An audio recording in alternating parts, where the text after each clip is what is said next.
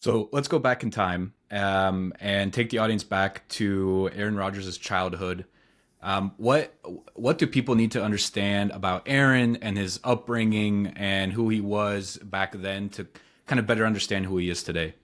I think the center piece of his childhood was really the church, the neighborhood church in Chico, which was part of the Christian Missionary Alliance. It's an evangelical religion, and his mother particularly was very devout. And she said everything we did as a family was a prayer project. And Aaron actually never really connected with the church. He had a religious group that met weekly called Young Life, and he liked that a lot. But he didn't like church, and ultimately he rebelled against his Christian upbringing and became non-religious. He became spiritual but not religious, and that was part of the family estrangement, at least at the beginning, but not so much now, as it's running up on, unfortunately, on 10 years.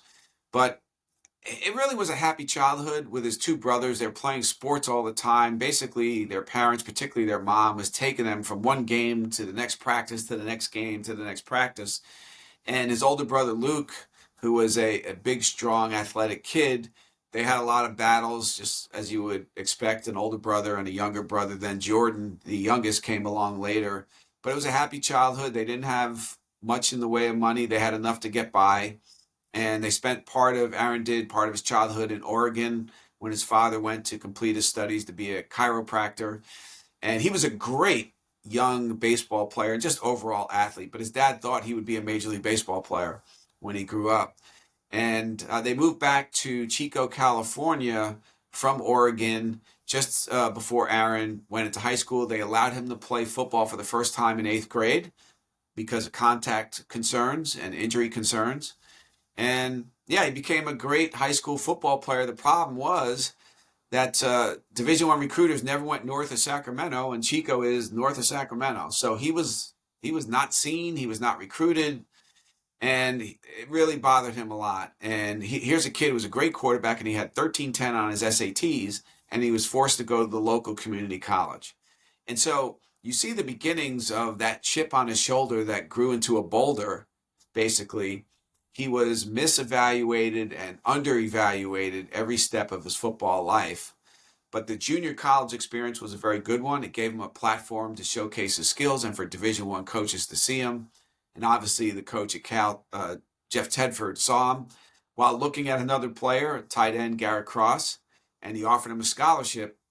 And the rest is history. But I will say this: when I was sitting with Aaron in Malibu, looking around at his estate on the Pacific Ocean, it struck me that he's really a self-made first ballot Hall of Famer, really a self-made man. Nobody ever handed him anything. Probably doesn't get enough credit for that he created this Hall of Fame career through the singular force of his will and talent and work ethic. And that should also be discussed more often than it is. So to that work ethic point, I have a quote pulled from the book here that really stood out to me. So this is when Rogers, Rogers would go online and go to rivals.com and look to see if there was a scouting report on him. And most of the time, actually, every single time, there was no scouting report on Aaron Rodgers. To your point, he wasn't being scouted. As someone who grew up in Sacramento, I can attest to the Chico part of the story where not too many people venture out there. But so Rogers didn't see himself scouted, and he said, and I quote, "It doesn't matter because those guys are out there and they think they got it made. I'm going to wake up every morning before school and work out. I'm going to stay after school and work out. I'm going to throw 3 times a week with my buddies. And when those guys are enjoying the top of the list, I'm going to be out there outworking them and know at some point it's going to catch up." So to your point about being a self-made man. Yeah, and so he doesn't get a scholarship at all out of high school. And one thing that really helped him was baseball. Actually, his senior year, his coach, who had been drafted by the Mets, and he didn't make it in the big leagues, but Ron Souza was extremely instrumental in his development because after senior year of football, no scholarship offers, he barely got any Division two or three interest, and some JUCOs were interested in him, but he was thinking of giving up football. And his coach, his offensive coordinator, the guy he respected, he was one of the most respected coaches in the area. Souza said, "Why don't you play baseball again? You haven't played since Well, I think eighth grade, right? And so Aaron decides to play again and go on the mound. He was a very good pitcher, and he said it playing baseball and pitching and having success brought back his competitive fire as an athlete. It had been doused, it had been extinguished. And that really brought him back and put him in a good frame of mind going into his football season at junior college at Butte. And yeah, and even in the draft, because he was supposed to go number one a week or two before the 2005 NFL draft out of Cal. And it was his dream to be the next great quarterback for the 49ers. That was his childhood team. He idolized Joe Montana and Steve Young. He wanted to be the next great 49ers quarterback.